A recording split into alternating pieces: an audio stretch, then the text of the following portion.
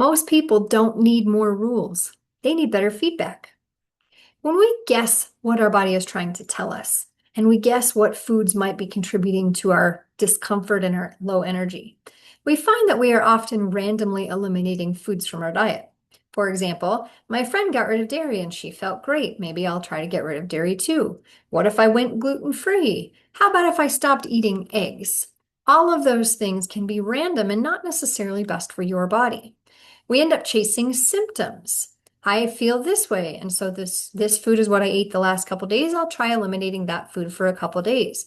The trouble is, for elimination to really work, we have to try it for 2 to 4 weeks before we can be certain that that food was the culprit. A few days isn't going to help.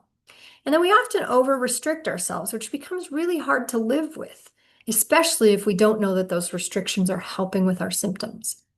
So instead, we want to observe what's going on in our body. Figure out what's happening before you change anything. And that way, when you change something, you will notice that the change in symptoms, and you'll be able to decide if that change was valuable enough to keep in your life or not. When we learn to understand the patterns that our body is sending us, we learn to understand our body itself.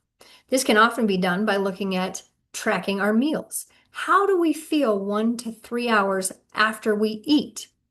We'll get lots of wonderful patterns from looking at what was on our plate and then looking 1 to 3 hours later at how we feel. We want to use data to help guide our direction in changing our food so that we feel better.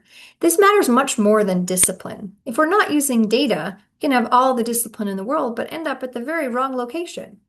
We want to look at feedback over absolute rules. Every human body is mostly the same, but every human body is unique. And we need to figure out what messages your body is sending you to determine what ways you should adjust your diet in order to support your body.